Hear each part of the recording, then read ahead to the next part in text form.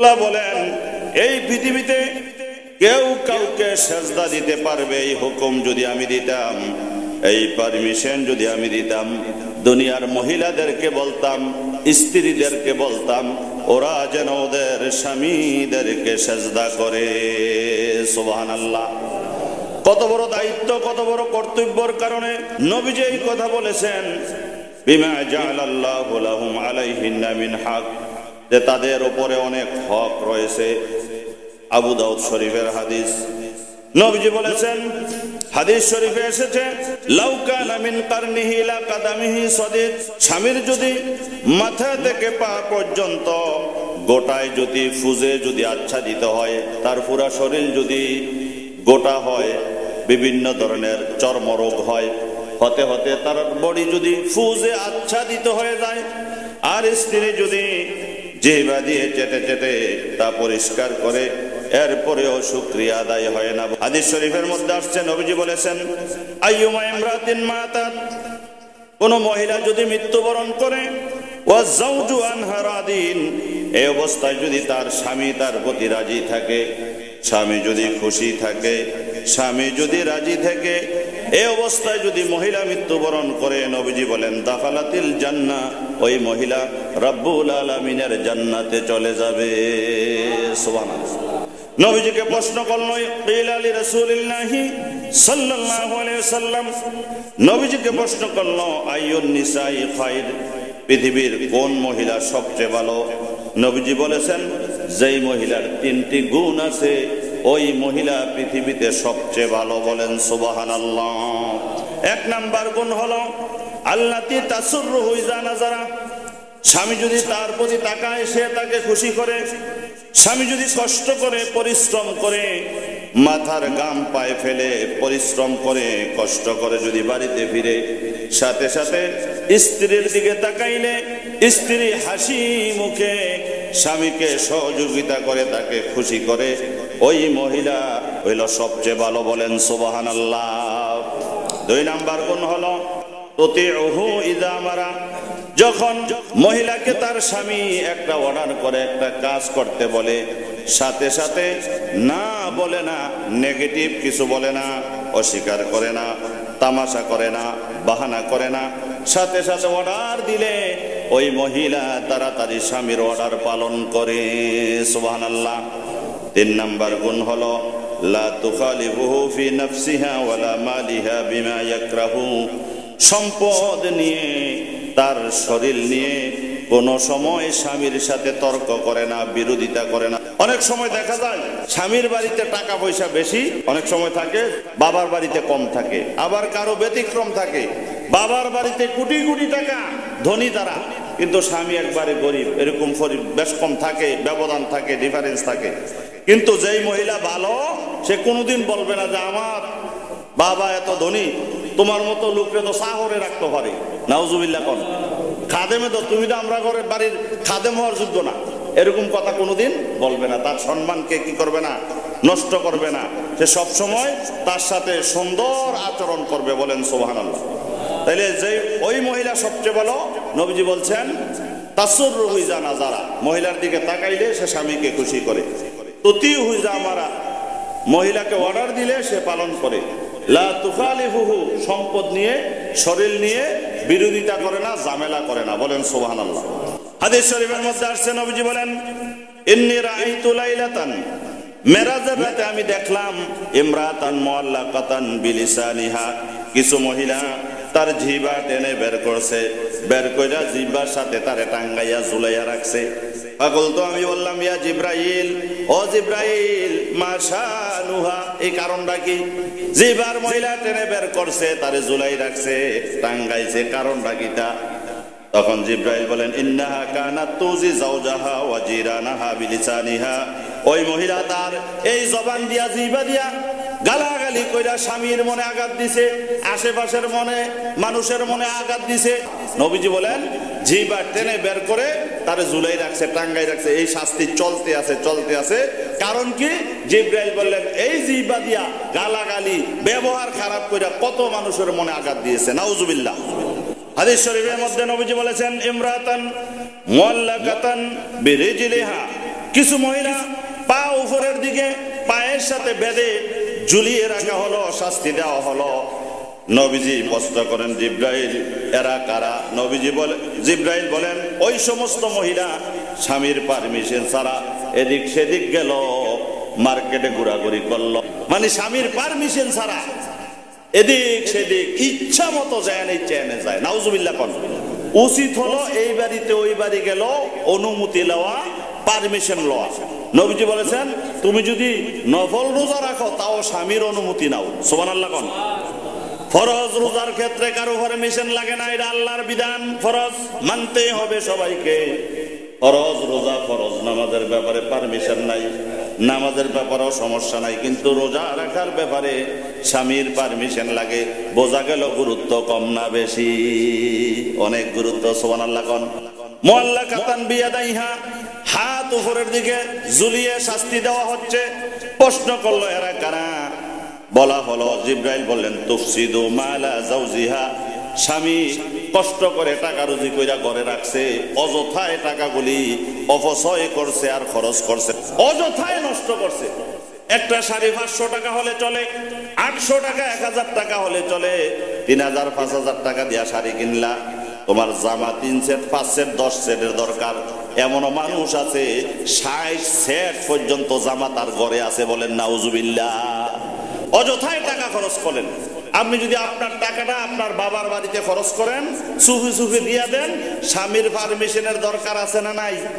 নাইলে কঠিন বিপদ আছে। হাদিস শরীফে নবীজি বলছেন, ইজার রাজুলু দাআ যাওজাতাহু লিহাজিতিহি, কোন স্ত্রীকে যদি তার স্বামী ডাকে, এদিকে আসো একটু কাজ আছে, ফালতাতিহি ওয়া ইন কানাত আলা তান্নুর, বলছে সে তাড়াতাড়ি চলে আসবে, যদিও রান্নার কাজে ব্যস্ত থাকে তারপরেও তাড়াতাড়ি আসার চেষ্টা করবে। বলেন সুবহানাল্লাহ। আল্লাহ রাসূল সাল্লাল্লাহু আলাইহি ওয়াসাল্লাম একবার গোসল করতেছেন, হযরত আয়েশা সিদ্দিকা রাদিয়াল্লাহু তাআলা আনহা পানি আগিয়ে দিতেছে। ওই দেশে তো পুকুর নাই, তিনি একটা কাঠের উপর দাঁড়িয়ে গোসল করতেছেন। হযরত আয়েশা সিদ্দিকা রাদিয়াল্লাহু তাআলা আনহা পানি আগাই দিতেছেন, নবীজি পানি শরীরের মোবারকের উপরে ডাকতেছেন, গোসল চলতেছে। গোসলের পানি যখন যাইতেছে, নবীজি দেখতেছেন পানির সাথে রক্তের মতো কি যেন যাচ্ছে, পানির সাথে রক্ত যাইতেছে। নবীজি বলেন, আয়েশা রে, পানির সাথে রক্ত যাইতেছে, তার কারণটা কি?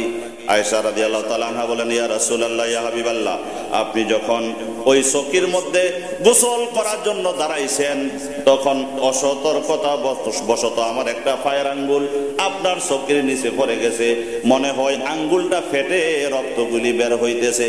নবীজি অতি তাড়াতাড়ি নামলেন, নবীজি লাফ দিয়া তাড়াতাড়ি নেমে গেলেন আর বললেন, আয়েশা রে, আঙ্গুল ফেটে গেল, হা হু পর্যন্ত করলা না, একটু চিল্লা দিলে না, একটু চিৎকার দিল্লা না, চেঁচামেচি করলো না, এতক্ষণ তুমি কষ্ট করলা, তার কারণটা কি? আগে বললে আমি তো আগে নেমে যাইতাম, তোমারে কষ্ট দিতাম না। আয়েশা রাদিয়াল্লাহু তাআলা আনহা বলেন, ইয়া রাসূলুল্লাহ, ইয়া হাবিবাল্লাহ, আঙ্গুল ফেটে গেল তাতে কি হয়েছে? এটা তো মাত্র পায়ের আঙ্গুল, আমার দাঁড়াইছে গোসল করার জন্য, পায়ের আঙ্গুল ফাটছে, তাতে আমার দুঃখ নাই। আয়েশা রাদিয়াল্লাহু তাআলা আনহুর কলিজা ফেটেও যদি রক্ত বের হতো, এরপরে রাসূলুল্লাহরে আমি উঠতে বলতে পারতাম না। সুবহানাল্লাহ, কত বড় সম্মান করছে। সুবহানাল্লাহ কোন। আয়েশা রাদিয়াল্লাহু তাআলা আনহা বর্ণনা করেন, রাসূলুল্লাহ ইসলামের কাজে, দাওয়াতের কাজে, দ্বীনের কাজে, কোরআনের কাজে, হাদিসের কাজে বাইরে থাকতেন, মানুষকে ঈমানের পথে ডাকতেন। কত কষ্ট নবীজি পাইলেন, পাথরের আঘাত খাইলেন, কত কষ্ট পরিশ্রম করলেন, না খেয়ে তিনি দাওয়াত দিলেন।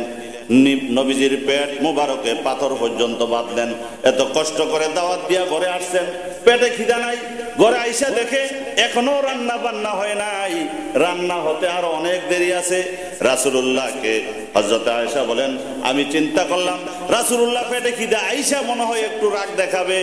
হযরত আয়েশা বলেন, রাসূলুল্লাহ বিরক্ত হলো না, ভ্রু কুঞ্চিত করলেন না, চোখ মোটা করলেন না, আমারে ধমক দিলেন না, আমারে শাসাইলেন না, আমারে কিচ্ছু বললেন না, আমার পাশে বসে বসে রান্নার কাজে আমারে সাহায্য করতেছে।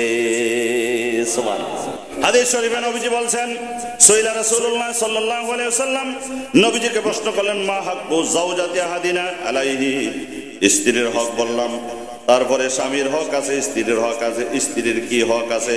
তখন বললেন আনতুতইমাহা ইযা তাইমতা, ও স্বামী তুমি যেই মানের খাবার খাইবা তা তোমার স্ত্রীরে খাওয়াইবা। সুবহানাল্লাহ কোন কেন? নবীজি বলছেন তুমি যা খাইবা তোমার স্ত্রীরে তা খাওয়াইবা। সুবহানাল্লাহ কোন। ওয়া তাকসুয়া যাক্তাসাইতা, তুমি যা পরবা বউরও তা পরাইবা। তুমি যেই মানের কাপড় পরবা সেই মানের কাপড় তোমার স্ত্রীরে দিবা। তুমি কিনলা 1000 টাকা দিয়া, বউরে দিলা 200 টাকা দিয়া, এটা হলো না। তুমি যেই মানের জামা ব্যবহার করো সেই মানের জামা স্ত্রীরেও ব্যবহার করাও। বলেন সুবহানাল্লাহ। একজনের হক আরেকজন আদায় করো। লা তাদরিবিল ওয়াজহা, চেহারায় কোনোদিন আঘাত করিও না, তার মুখমণ্ডলে চেহারায় কোনোদিন আঘাত কইরো না। নবীজি নিষেধ করেন ওয়ালা তাহজুরা ইল্লা ফিল বাইত, বাড়ি ছাড়া অন্য জায়গায় তারে রেখে যাইও না। বলবা এই জায়গায় এই বাড়ি তোমারে দিয়া গেলাম, তুমি এখানে থাকবা। কোথায় যাওয়া হলে প্রয়োজন হলে আমার অনুমতি নিয়ে যাইবা। বলেন সুবহানাল্লাহ। হাদিস শরীফের মধ্যে আসেন ইযা কানা ইনদা রাজুলি ইমরাতান, এক লোকের 2 বউ আছে, স্ত্রী 2 জন, শখ করে বিয়া 2-3টা করে নিও। প্রয়োজনে বিবাহ করা জায়েজ আছে, তবে বিবাহ করলে কি করতে হবে? এই বউরে দিবেন 50 টাকা দামের সাবানটা, ওই বউরেও দিবেন 50 টাকা দামের সাবান। সুবহানাল্লাহ কোন। উত্তর দিকে এক লোকে 2 বিবাহ করছে, বাজার থেকে সমানভাবে 2টা ব্যাগ খরচ করব করে, এই করে একটা ব্যাগ, এই করে একটা ব্যাগ, একবারে সমান। সুবহানাল্লাহ কোন। 2 ব্যাগ খরচ 2 করে সমানভাবে দিব। আর আমরা দেশে কি করে ছোট বউরে সব দেয়, বড় বউর খবর লয় না, এরকম আছে না নাই? ছোট বউরে লইয়া ঢাকা শহরে ভাড়া থাকে, বড় বউরে 4টা টাকাও দেয় না, বেতনটাও দেয় না। নাউজুবিল্লাহ কোন। এই খাসিয়তের মানুষ যারা আছেন তাদের জন্য বিরাট পুরস্কার আছে। ফালাম ইয়াদিল বাইনাহুমা, যার স্ত্রী 2 জন আছে তাদের মধ্যে সমতা রক্ষা করলো না, ইয়াউমাল কিয়ামাতি ওয়া শাক্কুহু সাকিতুন, হাশরের ময়দানে আল্লাহ তারে উড়াইব, তার 2 পাও ভাঙ্গা থাকবে। নাউজুবিল্লাহ কোন। পাও ভাঙ্গিয়া হাশরে উড়াইব। কি লাগা কইতে তেও বেজাল করছিল, তে কি করছে?